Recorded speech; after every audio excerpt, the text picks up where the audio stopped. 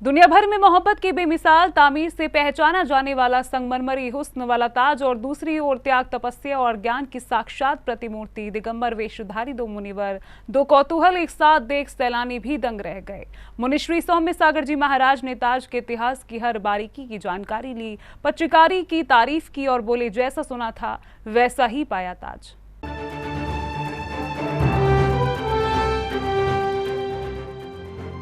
वैसे तो ताजमहल की सुंदरता दुनिया भर के पर्यटकों को अपनी ओर खींच लाती है और इन सैलानियों के सामने ताजमहल की मीनारें इठलाती सी नजर आती हैं। लेकिन 26 अक्टूबर को नतमस्तक थी प्रेम की ये बेमिसाल तामीर, क्योंकि सुबह की बेला में सूर्योदय से ठीक पहले जब त्याग, तपस्या और ज्ञान की प्रतिमूर्ति मुनिश्री सौम्य सागर जी महाराज अपने संघस्थ मुनिवर निश्चल सागर जी महाराज के साथ अहिंसा के दूत के रूप में प्रेम के साथ ज्ञान और आध्यात्म का संदेश देने ताजमहल जो पहुंचे थे। एक और श्वेत संगमरमरी इस इमारत के रूप में प्रेम और मोहब्बत की अनूठी इबादत, तो दूसरी ओर संयम, शांति और अहिंसा की जीवंत प्रेरणा। एक साथ दो कौतूहल देख सैलानी भी दंग रह गए, जिन्होंने ताज की खूबसूरती के साथ उन्हें त्याग, तपस्या और अहिंसा की प्रतिमूर्ति के रूप में दो मुनिवरों के दर्शन जो प्राप्त हो रहे थे।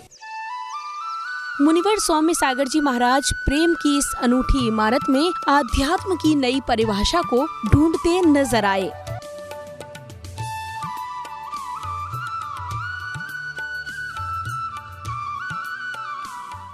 बड़ी ही बारीकी से मुनिवर ने ताजमहल से जुड़ी जानकारियों को गाइड के माध्यम से जाना और गंभीरता से ऐतिहासिक धरोहर का अवलोकन किया।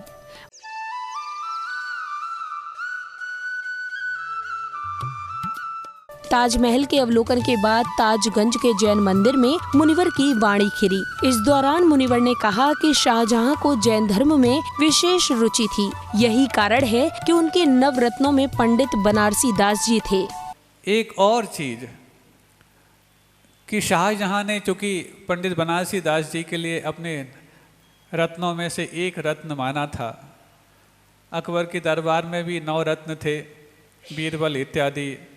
बनारसी दास जी भी चूँकि शाहजहां के दरबार में किस पद पर थे? किसी सिपह सलार के रूप में, हाँ, सिपह दरबारी के रूप में या सिपह सलार जिस भी रूप में थे।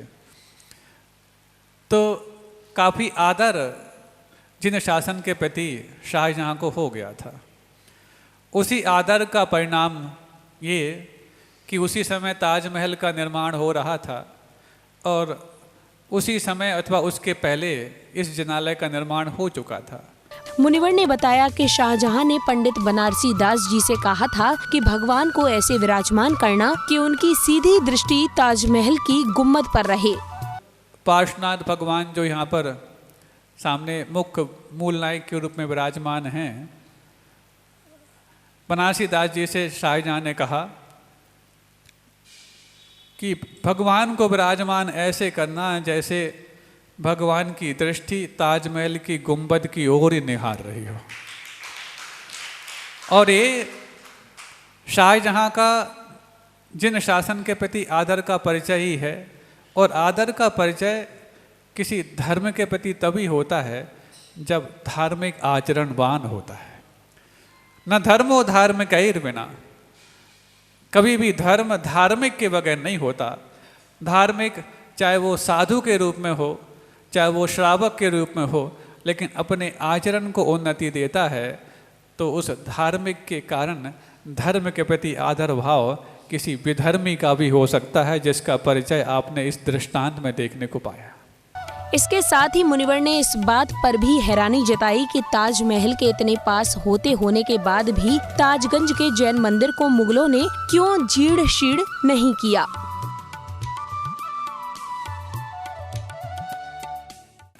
ताजमहल के इतने बाजू में ये जिनालय था, आज भी है। जब दुनिया भर के और पूरे भारतवर्ष के इतने जिनालय और देवालयों का उसने जीर्ण शीर्ण करना संभव कर पाया, तो इतने पास के जिनालय को जीर्ण शीर्ण क्यों नहीं कर पाया? जिस महल से ये मंदिर बिल्कुल नजदीक का और प्राचीन जिनालय और उसमें भी ताजमहल के जस्ट बाजू में, क्योंकि ताजमहल के लिए तो दुनिया जानती है, लेकिन इसके कारण किसी दूसरे आसपास कोई ऐसे अन्य धर्म के या अन्य संप्रदाय के कोई आयतन नहीं होने चाहिए, ये तो उसके दिमाग में आया होगा। हमें लगता है दिमाग में भले ही आए, तुम्हारा भेजा कितना भी हो, लेकिन जिन्होंने अपना आशीर्वाद भी वहाँ तक भेजा है, उसके भेजे में इसको भंजन करने का भाव कभी नहीं आ सकता। मुनिश्री ने बताया कि कैसे सुबह सुबह ताजमहल जाना हुआ और मुनिवर ने ताजमहल जाने का विचार क्यों बनाया। तो चूँकि बाजू में वही दीवार वहीं से लगी है और 100 मीटर तो दूरी यहीं से है ही। ठीक है, सुबह सुबह से ये लोग आ गए, यहाँ के ट्रस्टी लोग भी आ गए और बाहर से भी नीरज जी वगैरह जिनवाणी वाले वो सब भी आए। महाराज एक बार देख तो लें। पहले तो हमने सोचा देखा जाए कि ना देखा जाए, फिर 2-3 चीज़ें सामने आई दिमाग में, क्योंकि आप लोग के मन में भी बहुत सारे प्रश्न उठ सकते हैं, उठते रहते हैं कि साधु के लिए ऐसी जगह जाने की क्या आवश्यकता। सबसे पहले हम इसी प्रश्न का उत्तर दें ताकि तुम्हारे दिमाग की जो कुलबुली है वो ठीक हो जाए। उसके बाद तो जो हमें कहना अपने आप कहें। दुनिया उसको भले ही राग की इमारत के रूप में जानती हो, लेकिन बताओ साधु जब भी अपनी साधना को अथवा अपने जीवन में सबसे ज़्यादा यदि किसी वैराग्यप्रद स्थान को जीवन में और जिहन में अंजाम पाते हैं तो किसको? हमें लगता है वैराग का सबसे ज़्यादा यदि कोई दृश्य देखने को मिलता है तो शमशान में ही देखने को मिलता। तो शमशान का ही दूसरा रूप कब्रिस्तान होता, आप समझ सकते हैं। ताजमहल की सुंदरता और समाज में ताजमहल से संबंधित जिज्ञासा को देखकर मुनिवर बोले कि अब समझ आ रहा है कि क्यों आगरा में लोकोदय तीर्थ की आवश्यकता है और क्यों 26 अक्टूबर को बनने जा रही प्राचीर को लेकर समाज में इतना उत्साह है। ताजमहल के बाद अगर कुछ देखने लोग आगरा आएंगे तो वो लोकोदय तीर्थ ही होगा। समझ में आ गया कि क्यों आखिरकार ये आज प्रश्न उठा और क्यों आखिरकार उस प्राचीर की जो आप बात कर रहे हैं, जो 26 तारीख को लोकोदय में बनने वाली है, उससे इसका संपर्क जुड़ने वाला है। इतनी बड़ी इमारत होकर के भी किसी पर्यटक को रात को रुकने के लिए आगरा में प्रेरित नहीं कर पाई। हमें लगता है लोकोदय ही होगा जो आगरा के उस पर्यटन को इतनी प्रसिद्धि दिलाएगा कि राजस्थान के लोग तो रेत बेच करके अपनी पर्यटन को चला लेते हैं, या रेत को दिखाने के लिए। दुनिया यदि उस रेत के बाद और अथवा रेत को छोड़ दो तो ताज को देखने के बाद यदि किसी का यदि आगरा में रुकने का मन नहीं करता तो शायद उसके पीछे एक ही कारण है, अभी तक लोकोदय तीर्थ का उद्भव नहीं हुआ था। और जैसे ही लोकोदय तीर्थ का उद्भव हो जाएगा, राजस्थान के अलावा बल्कि उत्तर प्रदेश में सबसे ज़्यादा रुकने का यदि किसी पर्यटक का, किसी भी आस्था श्रद्धालु का यदि मन करेगा तो वो आगरा में ही करेगा। तब फिर कहोगे कि नहीं, राजस्थान के लोग तो रेत बेच के काम करते हैं। हमने रेत नहीं बेची, हमने तो वहाँ से रेत ला करके जो लोकोदय का निर्माण किया है, उससे तो पर्यटन तो क्या पूरा आगरा ही फलने फूलने लग गया। मुनिवर ने बताया कि सुबह सुबह से ही लोगों की भीड़ लग जाती है और उस दृष्टि से अनुभव किया है कि इसमें ऐसा क्या है जो लोकोदय में होना चाहिए।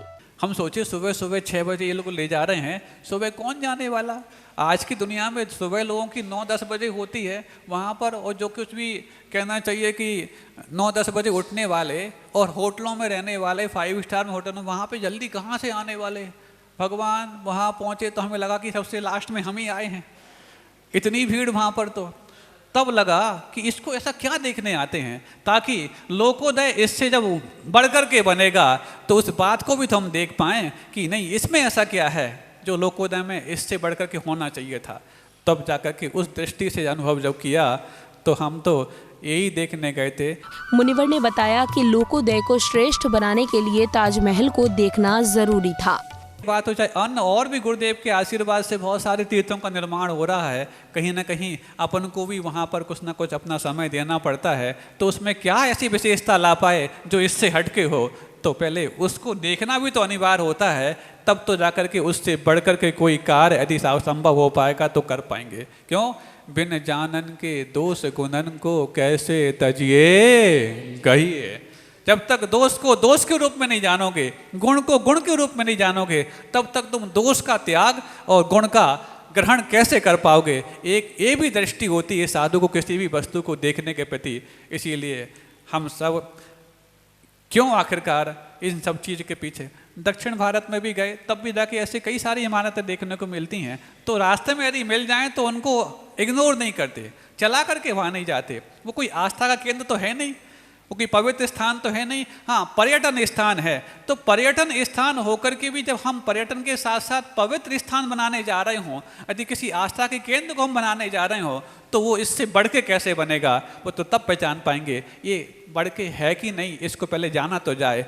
इसके साथ ही मुनिवर ने 26 अक्टूबर की सुबह लोकोदय तीर्थ की बाउंड्री वॉल के निर्माण के लिए होने जा रहे भूमि पूजन का भी जिक्र किया और समाज से आह्वान किया कि उक्त ऐतिहासिक आयोजन में जरूर पहुँचे।